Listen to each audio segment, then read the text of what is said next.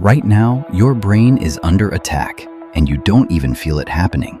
In the next 8 minutes, we're breaking down 5 things that are quietly rewiring how you think, feel, and focus every single day. Most people will never notice even one of these. But stay until the end, because the 5th point is the one that changes how you see your entire day. This is the hidden cost of constant entertainment, and it starts with something you've already forgotten how to do. Think about your actual day.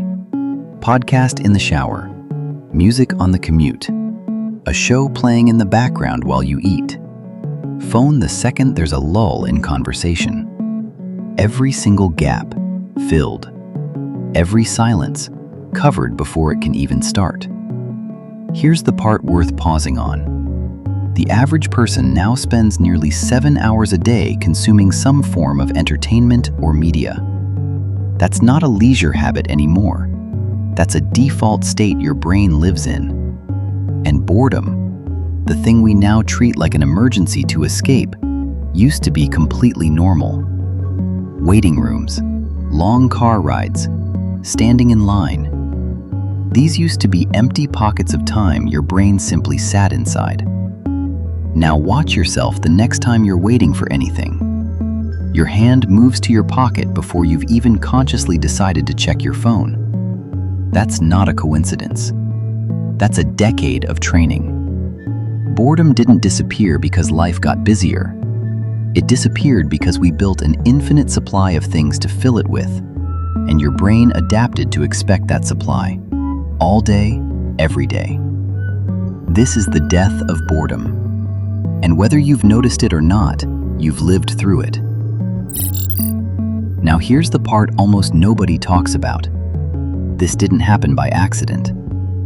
Every app, every autoplay button, every up next countdown was built by a team of people whose entire job is keeping you watching for 1 more minute. Not because they think it's good for you, because your attention is the product being sold to advertisers. Notice the language even used inside these companies. They don't call it watch time by accident.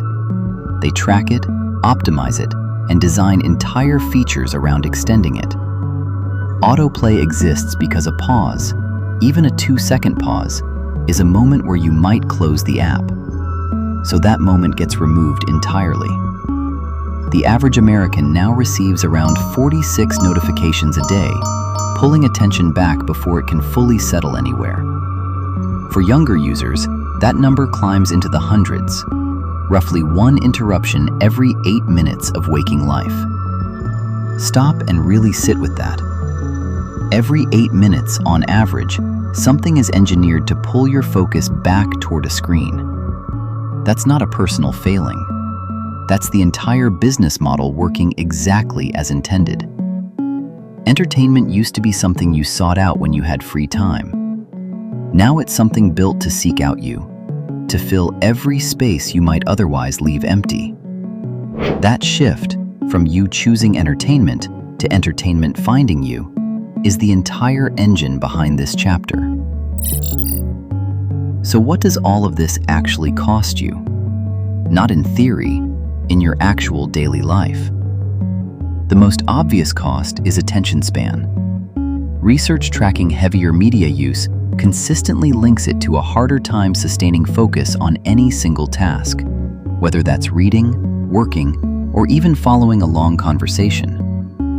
But here's the cost that matters more and gets talked about far less.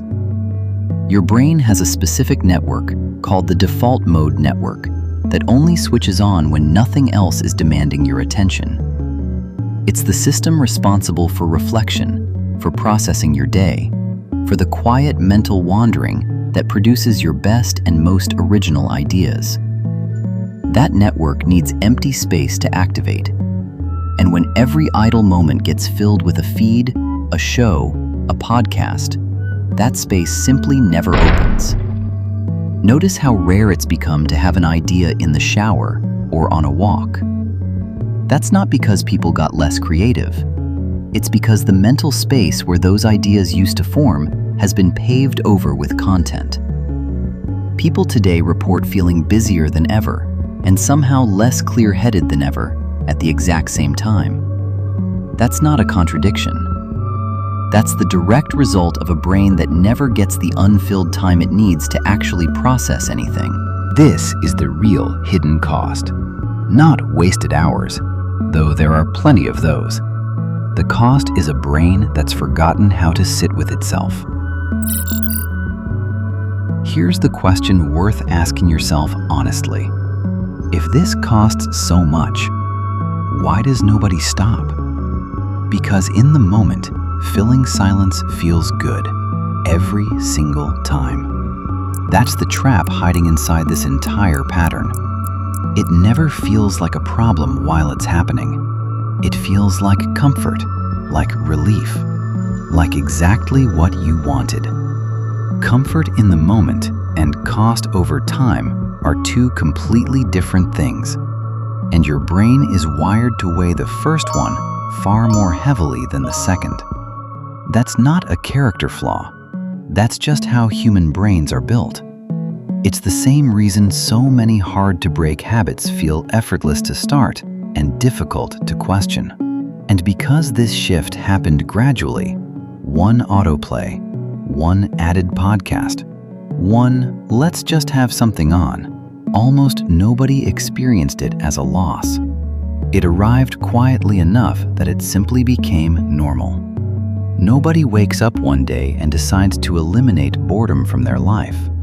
It disappears one convenient decision at a time, until eventually, silence itself starts to feel foreign. So here's the final truth.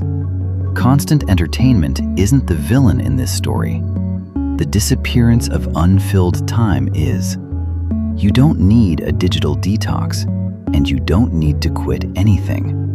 You need small, deliberate gaps put back on purpose. One commute a week with no audio at all. One meal without a screen nearby.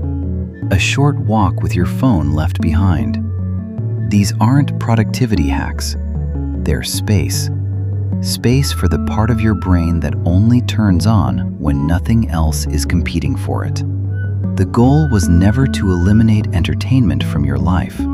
It's to let boredom exist again, on purpose, instead of treating every quiet moment like something that needs to be immediately solved.